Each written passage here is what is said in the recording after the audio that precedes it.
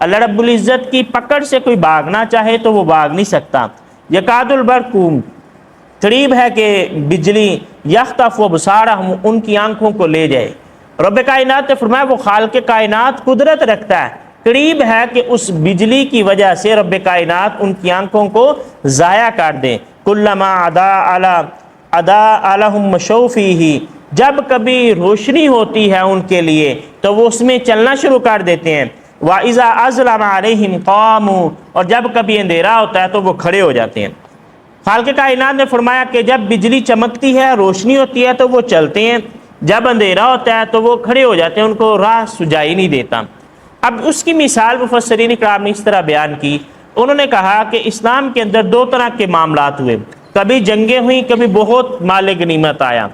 جب جنگیں ہوئیں تو منافقین جو ہیں ان کی زبانیں تیز تیز چلنا شروع ہو گئی، انہوں نے کہنا شروع کر دیا ہم تو مارے گئے ہیں، ہم تو پہلے کہتے تھے یہ تھوڑے سے ہیں، یہ جیت ہی نہیں سکتے۔ اور جب کبھی ایسا ہوتا کہ فتح ملتی تو اگلی صفوں میں کھڑے ہوتے اور کہتے ہمیں بھی مال غنیمت دیں، ہم بھی جو ہے وہ جنگ کے اندر شامل تھے۔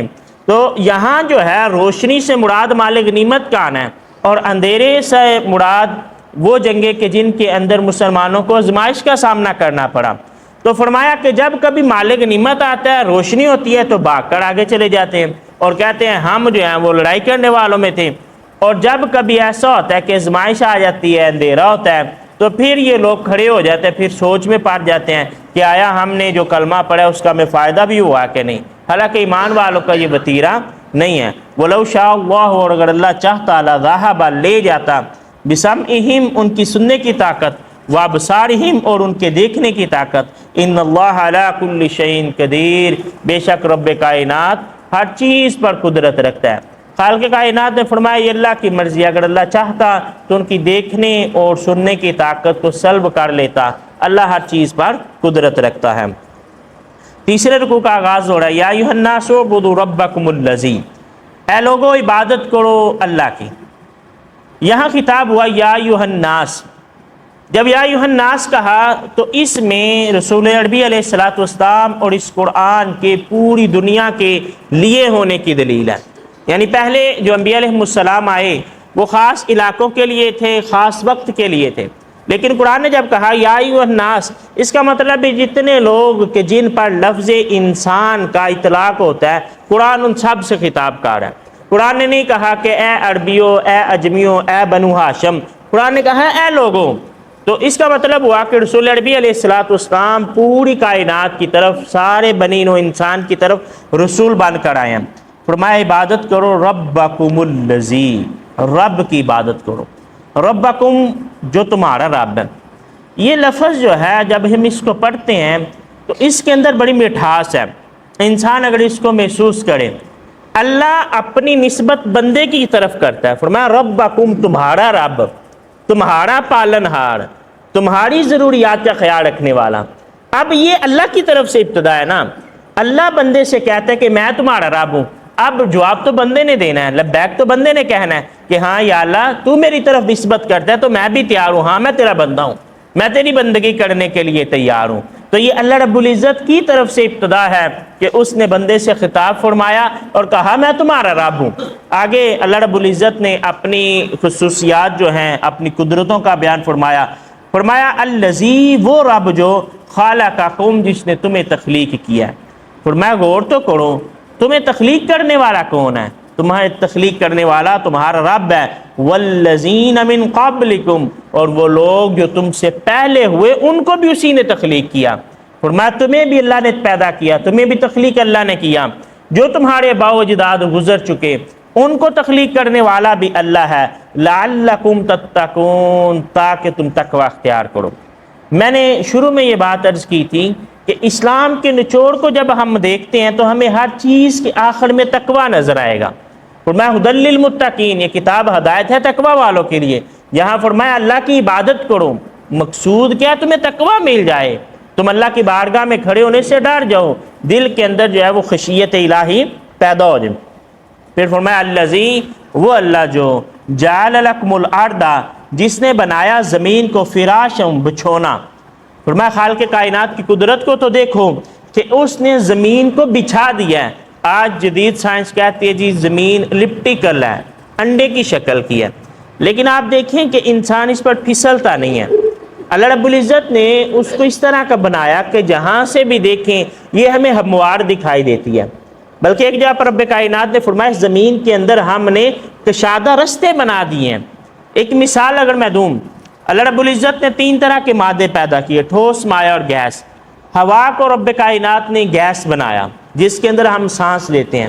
اگر اللہ رب العزت ہوا کے جو پارٹیکلز ہیں ان کو گیس کی بجائے ٹھوس بنا دیتا تو ہماری زندگی کتنی مشکل ہو جاتی، چلنا مشکل ہو جاتا ہے۔ جہاں چلتے آگے جو ہے ہوا ہمارا راستہ جو ہے وہ روکے کھڑے ہوتی، لیکن رب کائنات نے فرمایا ہم نے ایسا نہیں کیا، ہم نے زمین کو جو ہے وہ بچھا دیا ہے تمہارے چلنے کے لیے، تمہارے تجارت کرنے کے لیے۔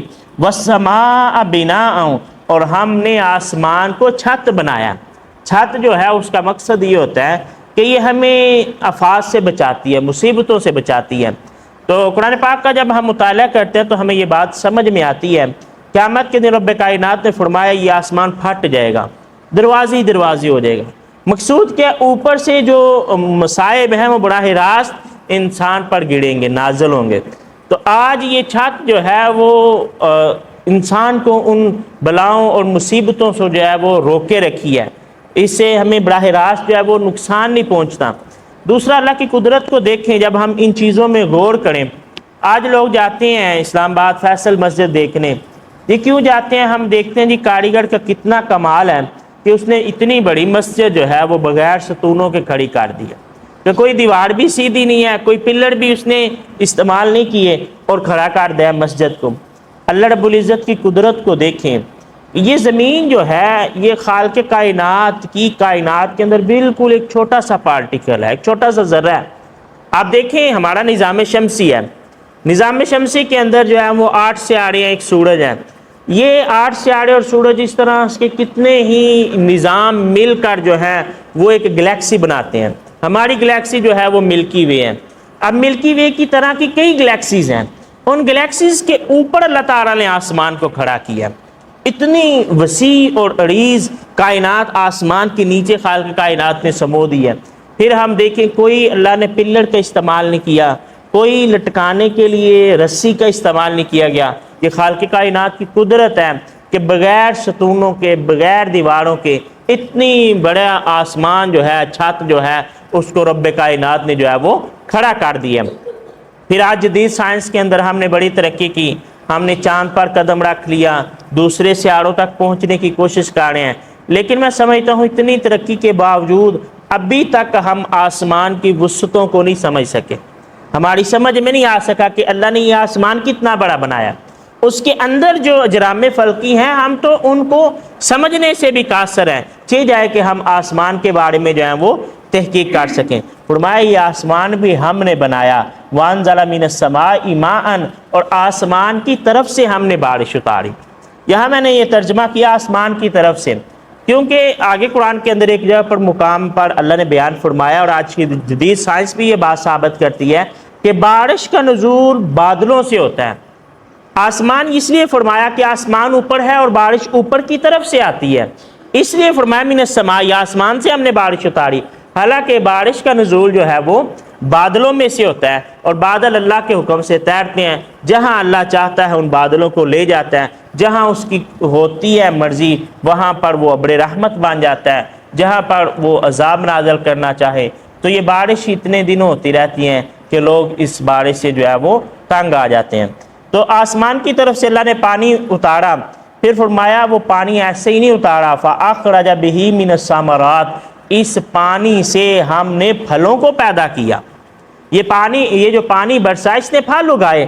آپ دیکھیں کہ جس موسم کے اندر بارشیں ہوتی ہیں اس موسم کے اندر نہ چاہتے ہوئے بھی ہر طرف ہریالی آ جاتی ہے، کہ زمین مردہ ہوتی ہے، زمین بنجر ہوتی ہے۔ ہمیں یہاں وسطی پنجاب میں تو یہ بات محسوس نہیں ہوتی، اگر ہم جنوبی پنجاب سندھ کے علاقوں میں جائیں جہاں پر پانی کی بہت قلت ہوتی ہے، جہاں پر ان لوگوں کا گزر بسر ہی بارش کے نزول سے ہوتا ہے، وہاں یہ چیز زیادہ سمجھنے میں ملے گی کہ یہ بارش کی اہمیت کیا ہے۔ لیکن جو لوگ تھوڑا سمجھتے ہیں انہیں پتہ ہے کہ اگر بارشیں نہ ہوں تو زمین کا جو پانی کا لیول ہے وہ نیچے چلا جاتا ہے، اس کو اوپر لانا مشکل ہو جاتا ہے۔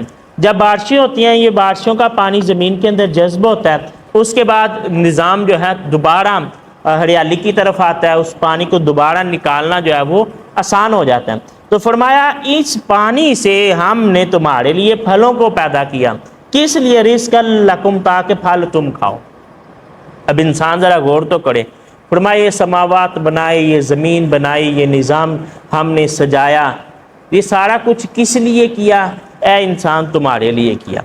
یعنی اس میں رب العزت کا تو کوئی فائدہ نہیں۔ یہ چاند اگر نکلتا ہے تو یہ رب العزت کے فائدے کے لیے نہیں نکلتا، انسان کے فائدے کے لیے نکلتا ہے۔ سورج نکلتا ہے تو پھلوں کو پکاتا ہے، چاند نکلتا ہے تو پھلوں کے اندر مٹھاس کو پیدا کرتا ہے۔ یہ سارا کچھ انسان کے لیے ہے اگر انسان سمجھے۔ پھر رب کائنات نے فرمایا ہم نے تمہیں اتنی نعمتیں دی، اتنا کچھ کیا، فلا تجعلوا للہ اندادا، تو پھر اللہ کے علاوہ اوروں کو کیوں پکارتے ہو؟ فرمایا سارا کچھ دینے والے ہم ہیں، ہم بارش نازل کرتے ہیں، ہم نے زمین کو پھیلایا، ہم نے آسمان کو بلند کیا، ہم تمہیں پھل دیتے ہیں، بارش کا نزول کرتے ہیں، پھر تم اوروں کو کیوں پکارتے ہو؟ اللہ کو چھوڑ کر اوروں سے کیوں مدد مانگتے ہو؟ وانتم تعلمون، حالانکہ تم جانتے ہو۔ وما علینا الا البلاغ المبین۔